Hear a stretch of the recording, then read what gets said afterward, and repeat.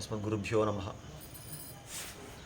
श्रीशैलेशदयापात्रं धीभक्त्यादिगुणार्णवं यतीन्द्रप्रवणं वन्दे रम्यजामातरं मुनिं लक्ष्मीनाथसमारम्भां नाथयामुनमध्यमाम् अस्मदाचार्यपर्यन्तां वन्दे गुरुपरम्परां यो नित्यमच्युतपदाम्बुजयुग्मरुक्मव्यामोहतस्तरितराणि तृणायमेने अस्मद्गुरोर्भगवतोस्य दैकसिन्धो रामानुजस्य चरणौ शरणं प्रपद्ये। मातापिता युवतयस्तनया विभूतिः सर्वं यदेव नियमेन मदन्वयानाम् आद्यस्य नः कुलपतेर्वकुलाभिरामं श्रीमत्तदङ्घ्रीकुलं प्रणमामि मूर्ध्ना भूतं सरश्च महदाह्वय भट्टनाथ श्रीभक्तिसारकुलशेखर योगिवाहान् भक्ताङ्घ्रिरेणुपरकाल यतीन्द्रमिश्रान् श्रीमत्पराङ्कुशमुनिं प्रणतोऽस्मि नित्यं। नीलातुङ्गस्तनगिरितटी सुप्तमुद्बोध्य कृष्णं पारार्थ्यं स्वं श्रुतिशतशिरःसिद्धमध्यापयन्ति स्वोच्छिष्टायां स्रजि निगलितं या बलात्कृत्य भुङ्क्ते गोदा तस्यै नम इदमिदं भूय एवास्तु भूयः। அன்னவயல் புதுவை ஆண்டாள் அரங்கற்கு பன்னு திருப்பாவை பல்பதியம் இன்னிசியால் பாடிக் கொடுத்தாள் நற்பாமாலை பூமாலை சூடிக் கொடுத்தாளைச் சொல்லு. சூடிக் கொடுத்த சுடற்கொடியே தொல்பாவை பாடி அருளவல்ல வல்வளையாய் நாடி நீ வேங்கடவர்க்கென்னை விதியன்ன விம்மாத்தம் நான் கடவா வண்ணமே நல்கு. சூடிக் கொடுத்த நாச்சியார் திருவடிகளே சரணம். ஆண்டார் ஒளி செய்த திருப்பாவையிலே 6 பாசுரங்கள் அனுபவித்தோம். முதல் 5 பாசுரங்களாலே அவதாரிகை அப்படின்னு சொல்லப்பட்டு இந்த நோன்புக்குண்டான விஷயங்கள் எல்லாம் என்ன, யாரு குறித்து நாம் இந்த நோன்பு நோக்கிறோம், எப்படி இந்த நோன்பு நாம் அனுஷ்டானம் பண்ணுறோம் இத்தியாதிகள் எல்லாம் சொன்னவள் இந்த ஆண்டாள்.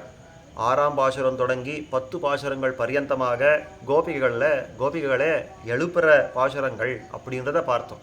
அதாவது புள்ளும் சிலம்பினகான் புள்ளரையன் கோயில் அப்படின்ற நேற்றைய பாசுரத்தை தொடங்கி எல்லே இளங்கிளியே அப்படின்ற பாசுரம் பரியந்தமாக 15வது பாசுரம் பரியந்தமாக கோபிகைகளை எழுப்புறது. அப்போ 10 கோபிகைகள் எழுப்புறதே 5 லட்ச குடிய இருக்கிற அந்த பெண் பிள்ளைகள் எல்லாம் எழுப்புறதுக்கு உபலட்சணம் அப்படின்னு காட்டுறா. அந்த கிரமத்திலே இன்றைய தினம் பாசுரமாக அமைந்திருக்கிறது. கீசு கீசன்னெங்கும் ஆனை சாத்தன் கலந்து பேசின பேச்சரவம் கேட்டிலையோ பெய்ப்பெண்ணே காசும் பிறப்பும் கலகலப்ப கைபேர்த்து வாச நறுங்குழலாய்ச்சியர் மத்தினால் ஓசைப்படுத்த தைரரவம் கேட்டிலையோ நாயகப் பெண்பிள்ளாய் நாராயணன் மூர்த்தி கேசவனை பாடவும் நீ கேட்டே கிடத்தியோ தேசமுடாய் திருவேலோ ரெம்பாவாய் அப்படின்ற பாசுரம். நேற்றைய தினமே நாம் அனுபவித்தோம். எதனாலே இவா ஒரு கோபிகைகளையும் எழுப்பிண்டே போறா அப்படின்னா எம்பெருமானுடைய அனுபவம் அப்படின்றது ரொம்ப ஆச்சரியமான அனுபவம்.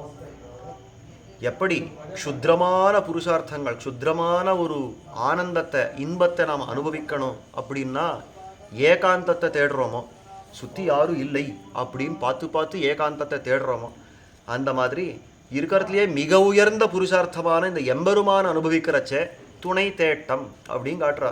பக்கத்தில் அத்தனை பேரை கூட்டிண்டு தான் பெருமாளை சேவிக்கணும் அப்படின்றது அந்த புருஷார்த்தத்துக்கு உண்டான ஒரு வைலட்சண்யம், அத்தனை உயர்ந்த ஒரு விஷயம். ஆனபடியாலே துணையாகவே அனுபவிக்கணும். இன்னொன்று இனியது தனியருந்தேல் அப்படின்னு நம்ம பெரியவாளெல்லாம் சொல்லி கொடுத்துருக்கா இல்லையா. ஏதான ஒரு நல்லத்தை நாம் அனுபவிக்கிறோம், நல்ல விஷயத்தை ஒரு சாப்பிட்றோம் அப்படின்னா நீ தனியாக சாப்பிடாத, 10 பேர் கொடுத்து சாப்பிடு. அந்த கொடுக்கறதுல இருக்கிற ஆனந்தம் இன்னும் ரெட்டிப்பாய் போடும். அப்போ நமக்கு இருக்கிற ஒரு இன்பம் அப்படின்னா அது மற்றவாளுக்கும் கிடைக்கணும் அப்படின்னு சொல்கிறத சாஸ்திரத்தில் காட்டுறது. ஏகா ஸ்வாது ந புஞ்சீதா, ஸ்வாது ஏகா ந புஞ்சீதா. ஒருத்தனே நீ அந்த இனிப்பெல்லாம் சாப்பிடாத, 10 பேர் கொடுத்து சாப்பிடு, பகிர்ந்து சாப்பிடு. அப்போ தான் அதனுடைய ஆனந்தம் இன்னும் ரட்டித்து போகும் அப்படின்னு காட்டுறாள் இல்லையோ. அந்த மாதிரி இவாளெல்லாம் கண்ணனை அனுபவிக்கணும்னு வர்ற காலத்தில் கண்ணனுடைய அனுபவம் என்ன கசக்கிறதானே, அவ்வளோ இனிமையான ஒரு அனுபவம் இல்லையோ.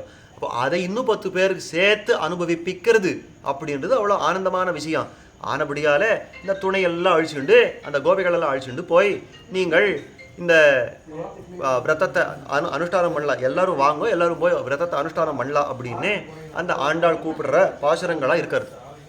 அந்த கிரமத்திலே நேற்றைய தினம் ஒரு கோபிகை எழுப்பினா பிள்ளாய் எழுந்திராய் அப்படின்னு கூப்பிட்டா. அது எதனால பிள்ளாய் அப்படின்னா வேற ஒன்றும் இல்லை, அவளுக்கு கிருஷ்ணானுபவம் புதுசு, இன்னும் எப்படி அனுபவிக்கணும்னு தெரியல, இன்னும் சின்ன பிள்ளையாக இருக்கா. இந்த கிருஷ்ணானுபவம் அப்படின்னு வர்றச்சே இன்னும் சின்ன பிள்ளையாக இருக்கா. ஆனபடியாலே பிள்ளாய் எழுந்திராய் அப்படின்னா அந்த பெண் பிள்ளை தான் ஒருத்தியே அனுபவிக்கலாம், கண்ணன் அனுபவிக்கலாம்னு யோசனை பண்ணிருந்தாலும் என்னவோ, ஆனபடியாலே இந்த மாதிரி இருக்கா அப்படின்னு ஆண்டாள் சொல்லி பிள்ளாய் எழுந்திராய் அப்படின்ட்டான். இன்னைக்கு எழுப்ப போகிற கோபிகை எப்படி சுவாமி இருக்கான்னா, இவள் கிருஷ்ணானுபவத்தில் நன்னா பழகினவள் தான், அனுபவம் நன்னா மிக்கிருக்கிறவள் தான், ஆனாலும் பிள்ளையாட்டம் தான் நடந்துக்கிறா அப்படின்னு இருக்கிற ஒரு கோபிகை. நன்னா பழகினவள், கிருஷ்ணானுபவத்தில் நன்னா சாமர்த்தியமாக இருக்கிறவள், நன்னா பழகினவள் தான், ஆனால் நடந்துக்கிறது மட்டும் ஏதோ புது ஒரு பக்தனாக வந்த மாதிரி நடந்துக்கிறா. அவள் பண்ணுற காரியங்கள் அப்படி இருக்குது அப்படின்னு சொல்லக்கூடிய ஒரு வார்த்தை. அதுதான் இங்கே பேய்ப்பெண்ணே நாயக பெண் பிள்ளாய் தேசமுடையாய் அப்படின்னு 3 விழிகள் விழிச்சொல் அந்த பெண் பிள்ளை எழுப்புறதுக்கு காட்டுறான். அதுதான் சொல்கிறார், கீசு கீசன் எங்கும் ஆனை சாத்தன். இவா எல்லாம் சேர்ந்து அடுத்த திருமாளிகை போகிறச்சே, அதை அடுத்த கோபிகை திருமாளிகை போகிறச்சே அவள் எழுப்புறா, பெண் பிள்ளாயே எழுந்துரு. அவளும் அதே கதையை சொல்கிறா, போது விடிஞ்சதுக்கு என்ன அடையாளம், உங்கள் பாட்டுக்கு நீங்கள் ராத்திரி 2 மணி 1 மணியில் வந்து என்னை எழுப்பினா எப்படி எழுந்துக்கிறேன், கொஞ்சம் நாளைக்கு கார்த்தால வரப்படாதா அப்படின்னா அதுக்கு தான் சொல்கிறான், கீசு கீசன் எங்கும் ஆனை சாத்தன் கலந்து பேசின வேச்சரவம் கேட்டிலையோ. எல்லா இடத்துலையும் இந்த ஆனைச்சாத்தன் அப்படின்னா பரத்வாஜ பக்ஷி அப்படின்னு சொல்லுவா. இந்த பரத்வாஜ பக்ஷியானது, இந்த ஆனைச்சாத்தன் அப்படின்ற இந்த பக்ஷியானது எல்லா இடத்துலையும் கத்த ஆரம்பிச்சுடுது. கீசு கீசு கீசு கீசு அப்படின்னு கத்த ஆரம்பிச்சிருக்கே, உனக்கு தெரியலையா? அதான் கேட்குறான், கீசு கீசன் எங்கும் ஆனைச்சாத்தன். முன்னாடி ஏதோ பக்ஷி சாமானியத்தை சொன்னா, இங்கே ஆனைச்சாத்தன் பேசின பேச்சரவன் கேட்டிலையோ, குறிப்பிட்டு இந்த பக்ஷி கூவுறது உனக்கு தெரியலையா அப்படின்றா. உடனே சொன்னாளா, ஒரு ஆனைச்சாத்தன் ஒரு பக்ஷி எங்கேயோ ஒரு மூலையில் கீசு கீசுன்னு கத்தினா அது போது விடிந்தமைக்கு அடையாளமா அப்படின்னா இல்லையே, எங்கும் ஆனைச்சாத்தன் கலந்து பேசின பேச்சரவன், எல்லா இடத்துலையும் அது கத்த ஆரம்பிச்சுடுத்தேன், ஊர் முழுக்க கத்த ஆரம்பிச்சுடுத்தேன். அப்போ அது போது விடிஞ்சது அப்படின்னு தெரியாதா அவனுக்கு அப்படின்னா, உடனே இவள் சொன்னாளா, நீ தான் எங்கேயோ கல்லை போட்டு நீ அதை கத்த வச்சிருப்பேன், அது இருக்கிற மரத்தை அப்படி இப்படி ஆட்டி அதை கத்த வச்சிருப்பேன், அப்படி ஆட்டினா நடு ராத்திரியிலையும் கத்தும், அதுக்கு என்ன இப்போ அப்படின்னு அவளை இந்த உள்ள இருக்க கோபிகை அதுக்கு தான் சொல்கிறா, கீசு கீசன் எங்கும் ஆனைச்சாத்தன் பேசின பேச்சரவம் சொல்லலை, கலந்து பேசின பேச்சரவம்.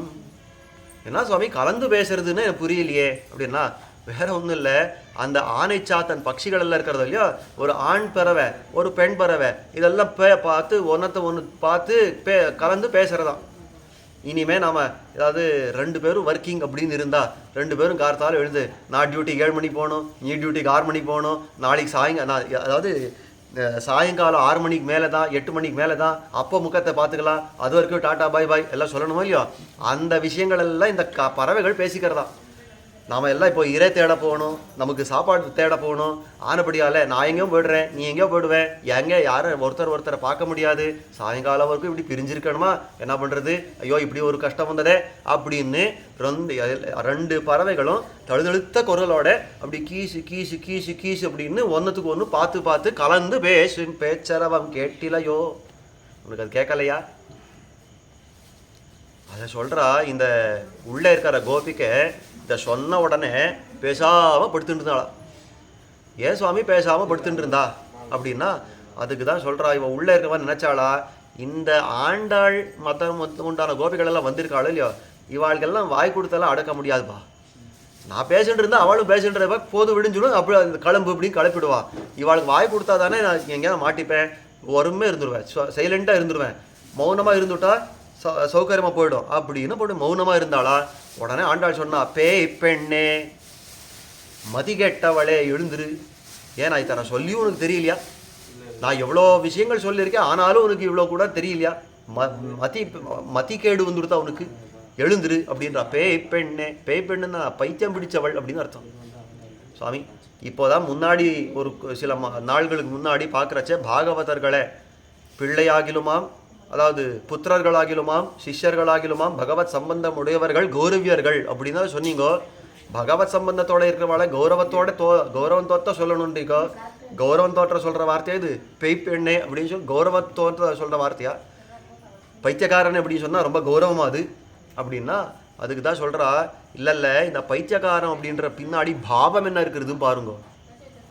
அவள் ரொம்ப நட்போட அந்த ஒரு விஷயத்தை உணர்த்துறதுக்காக பேய் பெண் அப்படின்றா. என்னன்னா, ஆழ்வார் ஒரு இடத்துல சொல்றார், பேயரே எவரும் எனக்கு யானுமோர் பேயரே எவர்க்கும். இந்த ஜகத்தில் இருக்கிறாளே இவாளெல்லாம் என்னை பார்த்து பேயன் பேயன் பித்தன் பித்தன் அப்படின்னு சொல்கிறான். ஆனால் எனக்கு என்ன தெரியுமா, இந்த ஜகத்தை பித்தர்களாக தெரியுறது, ஜகத்தில் இருக்கிறவளெல்லாம் பைத்தியங்களாக தெரியுறான். எனக்கு அவளெல்லாம் பைத்தியங்கள், அவளுக்கு நான் பெரிய பைத்தியம். ஆக மொத்தத்தில் இதை பேசியன், இதை பற்றி நம்ம விசாரம் பண்ணி என்ன பிரயோஜனம் அப்படின்ட்டார். ஏன்னா நானா பெருமாள் பெருமாள் பெருமாள்னு ஓடிண்டே இருக்கேன், என்னை பார்த்து எல்லாரும் பைத்தியக்காரன், ஏன் பெருமாள் பின்னாடி இப்படி ஓடுறா அப்படின்னு சொல்லிடுறா. எனக்கானா இவாளெல்லாம் பார்த்து இந்த பெருமாள் இத்தனை அழகாக இங்கே சயனிச்சுட்டு இருக்கிறச்சே, இந்த சம்சாரம் சம்சாரம் உண்டியே உடையே அப்படின்னு ஓடுறாளே, இவாளுக்கு என்ன பித்து பிடிச்சிருக்கிறதுன்னு எனக்கு சிரிப்பாக இருக்கிறது. ஒருத்தருக்கு ஒருத்தர் பித்தர்கள் தான். அப்போது ஜகத்தெல்லாம் இந்த சம்சாரிகளெல்லாம் என்னை பார்த்து பித்தன் பித்தன் அப்படின்னு சொன்னால், அப்போ பக்தன் அப்படின்னு தானே திரும்பி வருது. எம்பெருமான் பக்கத்தில் இருக்கிற அந்த பக்தியை தானே காட்டுறது. அந்த பித்து சொல்கிறச்சே இது நமக்கு உத்தேசம்தான். அந்த விதத்தில் இது பித்து. பேய் பெண்ணே, பேய் பெண்ணேன்னா எம்பெருமான இடத்துல அந்த அளவுக்கு காதல் கொண்டு இருக்கிறியே, நீ ஒருத்தியே அனுபவிக்கிறியே, நம்மோட சேர்ந்து அனுபவிக்க வேண்டாவா? பேய் பெண்ணே கீசு கீசன் எங்கும் ஆனை சாத்தன் கலந்து பேசின வேச்சரவம் கேட்டிலையோ பேய் பெண்ணே. அவள் சொல்கிறா, நீ இந்த மாதிரியெல்லாம் சொல்கிறது எனக்கு ஒத்து வரலையே, நான் பேய் பெண்ணானா என்ன விட்டா என்ன, நீ சொல்கிறதுக்கு எல்லாம் நான் ஒத்துக்க முடியாது, போது விடிஞ்சாதான் நான் வருவேன். அதுக்கு ஒழுங்காக அடையாளம் சொல்கிறியா, இல்லை இந்த மாதிரி பேய் பெண்ணே அந்த பெண்ணே இந்த பெண்ணேன்னு என்ன வயசுண்டே இருப்பியா? இந்த விசுவுக்கெல்லாம் நான் மயங்க மாட்டேன், நான் விட்டு கொடுக்க மாட்டேன், ஏதாவது போது விடிஞ்ச வைக்க அடையாளம் இருந்தால் சொல்லு அப்படின்னா அடுத்த சொல்கிற, காசும் பிறப்பும் கலகலப்ப கைவேர்த்து வாசனரும் குழல் ஆய்ச்சியர் மத்தினால் ஓசைப்படுத்த தைரரவம் கேட்டிலையோ. இன்னொரு சத்தம் வருது, அது கேட்கலையான்னா என்ன சத்தம்னா, காசும் பிறப்பும் கலகலப்ப. இந்த ஆய்ப்பெண்கள் எல்லாம் இருக்கிறாள் இல்லையோ, ஆய்ச்சியர்கள் எல்லாம் இருக்காள் இல்லையோ, அவள் எல்லாம் கார்த்தால எழுந்த உடனே தயிர் கடைய ஆரம்பிச்சிடுவா. அந்த தயிர் கேட்கணுமா? வடக்கே இருக்கிற தயிர் கண்ணனுடைய ஸ்பர்ஷம் பட்டு பட்டு தஷ்டபுஷ்டமாக வளர்ந்துருக்கிற பசு அது கொடுக்குற பாலில் இன்றைக்கெல்லாம் போடுறா பேக்கெட்டில் ஃபேட் கண்டென்ட் 2%, ஃபேட் கண்டென்ட் 3% அப்படின்வா. இந்த 2% 3%க்கே இதை சாப்பிட்டா இது இது நெஞ்சில் அந்த அடைப்பு எல்லாம் வந்துடும், இதெல்லாம் சாப்பிடாது அப்படின்லாம் தடுக்கிறவாளும் உண்டு. ஆனால் கண்ணன் பிறந்த ஊர் ஆச்சாரியோ அந்த இடத்துல ஃபேட் கண்டென்ட் எப்படி இருக்குன்னா 100% இருக்குமா. அந்த பால்னா அந்த மாதிரி தான் இருக்கும். அப்போ அது தயிர் ஆனால் எப்படி இருக்கும்? கேக்கு மாதிரி இருக்கும். அந்த தயிர் எப்படி இருக்குது? கேக்கு மாதிரி இருக்கும். அந்த மாதிரி இருக்கிற தயிர் அதை பிடிச்சி கடையிறதுன்ற சாமானியமான விஷயமா? இவெல்லாம் அந்த மாதிரி பெரிய ஒரு குடம், அதை அன்றைக்கே சொல்லியிருக்கேன், முன்னாடி ஒரு காலத்தில் சொல்லியிருக்கேன், ததிமந்தன் ஸ்தல்னு இருக்குது. அங்கே போனால் மதுராவில் போனால் ததிமந்தன் ஸ்தல்னு இருக்குது அந்த விருந்தாவனத்தில். அந்த இடத்துல பார்த்தானா தெரியும், பெரிய ஏதோ பெரிய குழி மாதிரி இருக்கும், விழுந்தா ஏதோ பாத்தாளத்துக்கு போகிற மாதிரி இருக்கும், அத்தனை பெரிய குழி. என்ன சுவாமி? அப்போ அந்த ததிமந்தன் ஸ்தல் அப்படின்னு இருக்கிறதே அது பெரிய குழி. அதில் என்ன அது அத்தனை பெரிய குழி இருக்கிறது என்னதுன்னா அதில் தயிர் போட்டு கடைவாளாவல்ல. அப்போ நமக்கு எல்லாம் தோணும், அவளெல்லாம் நிஜமாக கொடுத்து வச்சிருக்கவா, எத்தனை பெரிய ஒரு சக்தி இருந்தால் இத்தனை பெரிய ஒரு குழியில் தயிரை நிரப்பி அதை கடைவா. அப்போ ஏற்பட்ட சக்தி எப்படின்னு பார்க்குறோமா? அந்த மாதிரி அவள் எல்லாம் கடையிறச்சே இந்த காசு மாலை எல்லாம் போட்டுருவாளாம். காசு மாலைக்கு தான் அந்த காசும் பிறப்பும் அப்படின்ற காசு மாலை என்ன, அச்சுத்தாலி ஆமைத்தாலி அப்படின்னு தான் போட்டுப்பா. இந்த அச்சுத்தாலிக்கு தான் காசு மாலை அப்படின்னு சொல்கிறோம். ஏன் நாம எல்லாம் போட்டு பழகிருக்கோமோ இல்லை இந்த காசு மாலை அதெல்லாம் போட்டுருப்பாளா, மற்றும் உண்டான அந்த சரங்களெல்லாம் போட்டுருப்பா. அதெல்லாம் ஒன்றுக்கு ஒன்று இடிச்சுண்டு அது பெரிய சத்தமாக போடுறதா. காசும் பிறப்பும் கலகலப்பா. அவள் எல்லாம் அப்படியே கடையிறச்சே இது கலகலகலகலா அப்படின்றது. இந்த ஆபரணங்கள் ஒன்றுக்கு ஒன்று உரசி இந்த சத்தத்தை பண்ணுறது கலகலகலான்றது. காசும் பிறப்பும் கலகலப்ப கைபேர்த்து வாசனரும் குழல் ஆய்ச்சியர். அவெல்லாம் அவ்வளோ கஷ்டப்படுறா இந்த தயிரை கடையிறதுக்கு. வியாக்கியானத்தில் ரொம்ப வேடிக்கையாக சொன்னார். எதனால் இத்தனை கஷ்டப்படுறா அப்படின்னாக்கா 2 காரணம். ஒன்று, தயிர் அவ்வளோ இருக்குது, அந்த அத்தனை தயிர், அதுவும் கெட்டியான தயிர், அதை கடையிறதுக்குள்ளே இவங்க போரும் இருக்கும். இது மட்டும் இல்லை, இந்த இராணுவ வீரர்கள் எல்லாம் இருக்க பாருங்க, இந்த ஆர்மி மேன், இவாளுக்கெல்லாம் ட்ரைனிங் கொடுக்குறச்சு எப்படி தெரியுமா ட்ரைனிங் கொடுப்பா? மலை ஏறுன்னுவா. சுவாமி நாமளும் தான் மலை ஏறுவா, அவளும் மலை ஏறினா என்ன பிரயோஜனம்? இல்லை, நாம மலை ஏறுறது வேற, ஒன்றும் இல்லாமல் கையை வீசின்னு மலை ஏறி உசப்பா அப்படி உட்காந்துருவோம். அவளுக்கு ஒரு 20-40 கேஜி மேலே ஒரு பேக் கொடுத்து இப்போ ஏறு அப்படின்வா. அப்படி தான் ட்ரெயின் பண்ணுவா அந்த ஆர்மி வீரர், அந்த ஆர்மி மேன் அப்படின்ற அந்த இராணுவ வீரர்களை இந்த மாதிரி வெயிட் கொடுத்து ட்ரெயின் பண்ணுவாள் இல்லையோ. இந்த மாதிரி இந்த கோபிகள் எல்லாம் இந்த வெயிட் கொடுத்து ட்ரெயின் பண்ணிருக்காளா. என்னன்னா இந்த கண்ணன் வந்து கையை பிடிச்சி தொங்கிட்டு இருப்பானா. அது என்னம்மா தயிரை நீ மோராக்குவே, நீ கூடாது, இதை பண்ணாதே அப்படி கையை பிடிச்சி தொங்கிட்டு இருப்பானா. அந்த கண்ணனையும் வச்சுட்டு இவ அப்படி இப்படி கடையணுமா. அந்த அளவுக்கு கைபேர்த்து கஷ்டப்பட்டு இந்த தயிரை கடையிறாளே, கைபேர்த்து வாசனருங்குழல் ஆய்ச்சியர் மத்தினால் ஓசைப்படுத்த தயிரவம். அத்தனை வாசனையோடு இருக்கிற அந்த திருக்குழல்கள், அந்த வாசனா திரவியங்கள் எல்லாம் சேர்த்துருப்பா, அந்த புஷ்பங்கள் எல்லாம் சூட்டின்னு இருப்பா. இந்த மாதிரியான இந்த குழல் எல்லாம் அவர் கடைய அதெல்லாம் அவுந்து போகிறது. அந்த காலத்தில் அந்த வாசனை அப்படி வீசறது. அப்பேற்பட்ட அந்த கோபிகைகள் எல்லாம் இந்த மாதிரி தயிர் கடையறச்சே அந்த தயிர் ஓசையே எத்தனை பெருசாக வரும் தெரியுமோ. எதை போறேன்னா அற ஊரு சுலாய் மலை தேய்க்குமொலி அப்படின்னு இந்த பாம்பு வச்சுண்டு, வாசுகின்ற பாம்பை வச்சுண்டு ஒரு பெரிய மந்தர மலையை நாட்டி அப்படி இப்படி கடையறச்சே ஒரு பெரிய சத்தம் வந்தது. நம்ம வீட்டிலேயே தயிர் கடைஞ்சிருந்தா தெரியும். அந்த தயிர் கடையறச்சே பூர் பூர் பூர் பூர் அப்படின்னு சத்தம் பெருசாக வரும். எத்தனை தயிருக்கு சுவாமின்னா இருக்கிற ஒரு 1 லிட்டர் 2 லிட்டர் தயிருக்கு அத்தனை சத்தம் வரும். அவள் கடைஞ்சுட்டு இருக்கா எத்தனை பெரிய குழியில். அவள் அது எப்படி இருக்குன்னா, அதுக்கு தான் சொன்னா இந்த எம்பெருமானை குறித்து பாடிண்டே இருக்கா. இந்த கோபைகள் எல்லாம் இந்த தயிர் கடையறச்சே அவள் வறுமை உட்காந்து கடையில எம்பெருமான் கண்ணனை உட்காந்து பாடிண்டே இருக்கா. உத்காயதீனாம் அரவிந்தலோச்சனம் பிரஜாங்கனானாம் திவம் அஸ்பிருஷத்வனிஹி காட்டுறது ரொம்ப ஆச்சரியமான ஸ்லோகம். உத்காயதீனாம் அரவிந்தலோச்சனம், அரவிந்தலோச்சனம் தாமரை கண்ணனான அந்த எம்பெருமானை இவர்கள் பாடிண்டே தயிர் கடையிறாளாம். இந்த மாதிரி பாடிண்டே தயிர் கடையிற காலத்தில் அந்த கண்ணழகை நினைக்க இந்த தயிர் கடையிறச்சே இருக்கிற ஆயாசம் அவள் தெரியாது. ஆனபடியால் அந்த கண்ணழகை நினைச்சு இவள் எல்லாம் அந்த தயிர் கடையிறா. அந்த கடையிறச்சே உத்காயதீனாம் அரவிந்தலோச்சனம் பிரஜாங்கனானாம் அந்த ஆய்ச்சிமார்கள் எல்லாம் இந்த மாதிரி தயிர் கடையிறச்சே திவம் அஸ்பிருஷத்வனிஹி அந்த ஓசை, தயிர் ஓசை என்ன, அவள் சாத்துட்டு இருக்கிற அந்த திருவாபரணங்களுடைய கலகலப்பு என்ன, இதெல்லாமே எங்கே போய் தொட்டுதுன்னா விண்ணை போய் தொட்டதா, ஸ்ரீவைகுண்டத்தை போய் தொட்டதுன்றா. ஸ்ரீவைகுண்டத்தை போய் தொட்டதுன்றா. அந்த ஸ்ரீவைகுண்டத்தை போய் தொட்டதா. அங்கெல்லாம் என்ன சொல்லித்து அப்படின்னா இந்த சத்தம் அங்கே போய் சொல்லித்தே என்ன சொல்லித்துன்னா வேற ஒன்றும் இல்லை. அதெல்லாம் அந்த தயிர் சத்தம் போய் அவளெல்லாம் அந்த நித்திய சூரியர்களெல்லாம் தட்டி தட்டி கூட்டதான். அங்கே கண்ணன் அப்படின்னு ஒருத்தன் அவதரிச்சிருக்கான். அங்கே ஆயச்சிகள்லாம் அந்த தயிர் கடையறா. அதை அனுபவிக்கிறது விட்டு இங்கே நித்திய சூரியர்களை உட்காந்து ஹாவுன்னு என்னத்தை உட்காந்துருக்கீங்கோ, அங்கே வந்து அனுபவிங்கோ அப்படின்ற. அவளெல்லாம் அந்த தயிர் ஓசை போய் ஸ்ரீவைகுண்டத்தில் சொல்கிறதா. அங்கே உட்காந்து என்ன பண்ணுறீங்கோ, இங்கே வாங்கோ, ஆயிர்பாடிக்கு வாங்கோ, இங்கே எப்படி அனுபவிக்கலாம் தெரியுமா கண்ணனை, இங்கே அனுபவிக்கிறது விட்டுட்டு அங்கே என்ன பண்ணிட்டுருக்கீங்கோ அப்படின்னு அந்த தயிர் சத்தம். இங்கே ஆண்டாள் சொல்கிறா, ஸ்ரீவைகுண்டத்துக்கே போய் அது கூட்டுண்டு வருது எல்லாரையும். உனக்கா கேட்கல, பக்கத்தில் இருக்கே உனக்கா கேட்கல, அவ்வளோமா தூக்கம் உனக்கு. பேய்பெண்ணே காசும்பிறப்பும் கலகலப்ப கைபேர்த்து வாசனரும் குழலாய்ச்சியர் மத்தினால் ஓசை படுத்த தைரரவம் கேட்டிலையோ. உடனே சொன்னா அவள் அப்படியும் பேசாம இருந்தா, நாயக பெண் பிள்ளாய். அடுத்தது கூப்பிடுறான், ஏமா பேசாம இருக்கேன், நம்முடைய கோஷ்டிக்க நீ தானே நாயக பெண் பிள்ளையா இருக்க, பெண் பிள்ளையா இருக்க. அதாவது ஒரு கோஷ்டி நடக்கிறதுன்னா முன்ன சிங்கத்தை போல ஒருத்தர். இப்போ இந்த அருளிச்செயல் கோஷ்டியெல்லாம் சேவித்தால் அந்த அருளிச்செயல் கோஷ்டியில் முன்னாடி ஒரு ஜீயர் சுவாமி போனால் முன்னாடி நடப்பர்.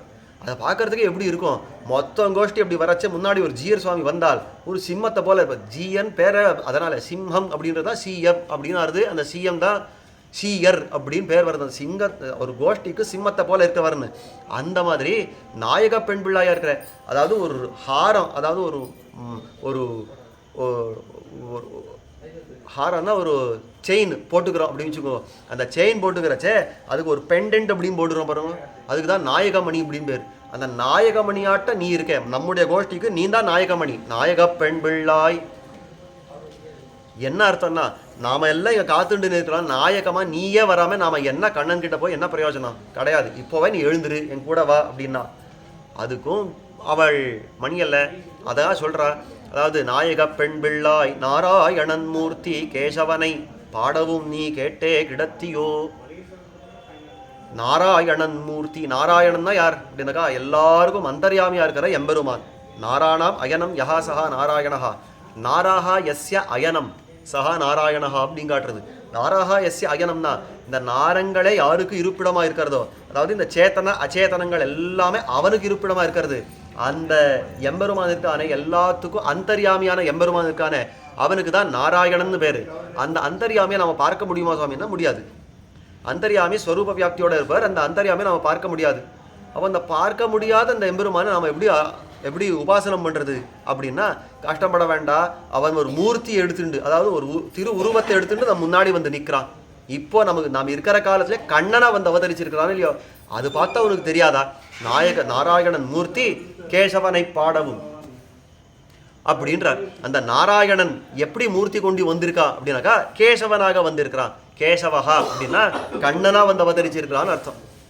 கேசவன் அப்படின்ற அந்த திருநாமத்துக்கு பல அர்த்தங்கள் சொல்றான். கேசவஹா கிளேசநாசனஹா அப்படின்றான்.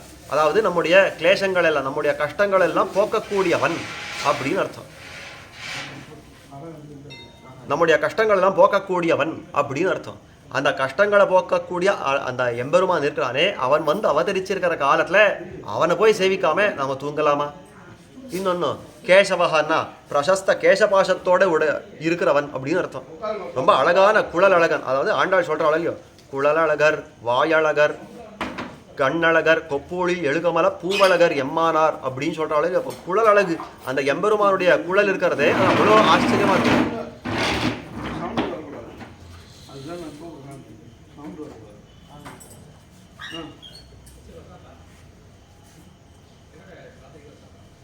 அப்போ அந்த குழல் அழகு அப்படின்னு இருக்கிறதே அது அவ்வளோ ஆச்சரியமா இருக்குமா. அந்த எம்பெருமானுடைய கேச பாசங்கள் அவ்வளோ ஆச்சரியமா இருக்கும். அதனாலே அவனுக்கு என்ன பேர்னா கேசவஹா அப்படின்னு பேர்.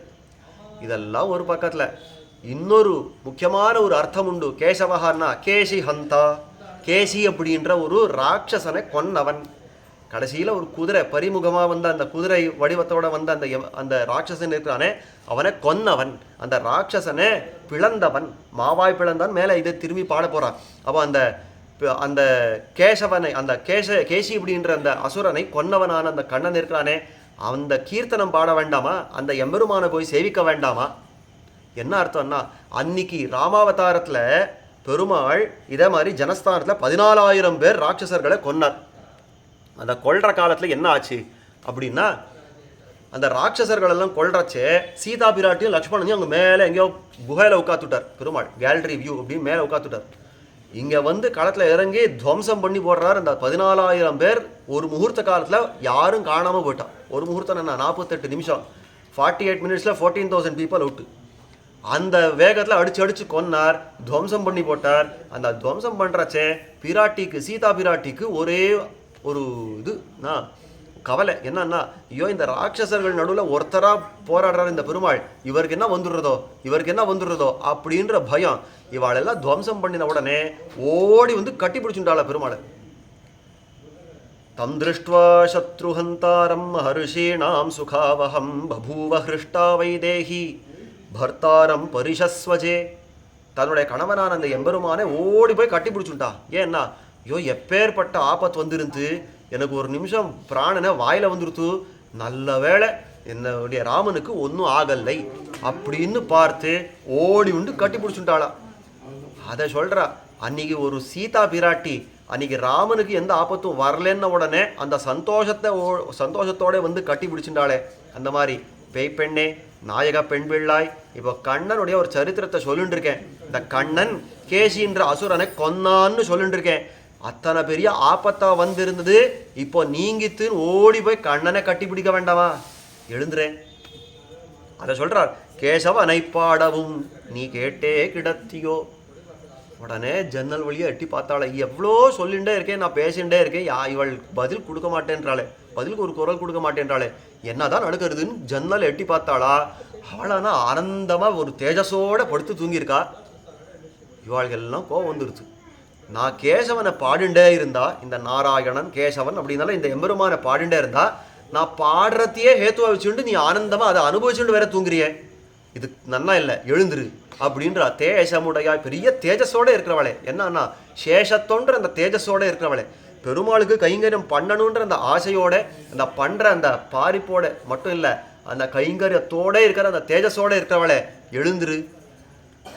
அந்த தேஜஸ், அதாவது அந்த ஒரு ஒளி இருக்கிறதோ இல்லையோ, அது உன்னுடைய திருமேனியில் மட்டும் இல்லை, இந்த வீடு முழுக்க அது தேஜஸ் பரவுறது. அதை கதவு போட்டே அடைக்கிற அந்த தேஜஸ் நம்மளவும் வர்றதுக்கு விட்டுடு, இந்த கதவை திறந்துடு, நீயும் வந்து நம்ம கூட சேரு அப்படின்னு காட்டுறா. தேசமுடையாய் திற, இந்த வாசலை திறந்து நம் கூட வா அப்படின்றான். இது முன்னாடி பாசுரம் பார்த்தோமே, புல்லும் சிலம்பினகான் அப்படின்ற இடத்துல ரொம்ப ஆச்சரியமா சொன்னார். அங்க நாங்கள் எல்லாம் பாகவதர்கள் வந்திருக்கோம், நம்ம வந்து சேவிக்க மாட்டியான்னா, அவோ பிள்ளை, அதாவது புது பெண் பிள்ளையோ இல்லையோ, நீ வந்து நம்ம எல்லாம் சேவிக்க மாட்டியான்னு கேட்டா. இப்போ இந்த பாசுரத்துல கீசு கீசுன்ற பாசுரத்துல நேர்மார் பாருங்க, இந்த கோபிகை கூப்பிடுறச்சே நீ வந்து என்ன சேவி அப்படின்னு சொல்லல, தேசமுடையாய் நாங்க உன்னை சேவிக்கணும், நீ வெளியில வாமா அப்படின்றான். தேசமுடையாய் திரவேலோ ரெம்பாவாய் அப்படின்னு சொல்லி இந்த ஆச்சரியமான ஒரு பாசுரத்தினுடைய அனுபவத்தை காட்டுறார். கீசு கீசன் எங்கும் ஆனைச்சாத்தன் கலந்து பேசின பேச்சரவம் கேட்டிலையோ பெய்ப்பெண்ணே காசும் பிறப்பும் கலகலப்ப கைபேர்த்து வாச நறுங்குழல் ஆய்ச்சியர் மத்தினால் ஓசவிடுத்த தைரரவம் கேட்டிலையோ நாயக பெண்பிள்ளாய் நாராயணன் மூர்த்தி கேசவனை பாடவும் நீ கேட்டே கிடத்தியோ தேசமுடையாய் திற ஏலோ ரெம்பாவாய் அப்படின்ற இந்த பாசுரத்தாலே இது மேலே இன்னொரு கோபிகையை, இந்த கோபிகையும் எழுந்து வந்தா அப்படின்னு சரித்திரம். இவளையும் கூட்டுண்டு அடுத்த கோபிகையை எழுப்ப போறா. நாளை தினம் கீழ்வானம் வெள்ளென்னு எருமை சிறுவீடு அப்படின்ற பாசுரத்தாலே அது என்னன்றதை நாளை தினம் அனுபவிக்க பிராப்தம். திருவாடிப்பூரத்தில் ஜகத்துதித்தாள் வாழியே, திருப்பாவை முப்பதும் செப்பினாள் வாழியே, பெரியாழ்வார் பெத்தெடுத்த பெண்பிள்ள வாழியே, பெரும்பூதூர் மாமுனிக்கு பின்னானாள் வாழியே, ஒரு 140 முன்னுரைத்தாள் வாழியே, உயரரங்கற்கே கண்ணி உகந்தளித்தாள் வாழியே, மறுவாருந்திருமல்லி வளநாடி வாழியே, வண்புதுவை நகர்கோதை மலர்பதங்கள் வாழியே, ஸ்ரீமதே ரம்யஜா மாத்ரு முனீந்திராய மகாத்மனே ஸ்ரீரங்கவாசினே பூயா நித்யஸ்ரீ நித்யமங்கலம்.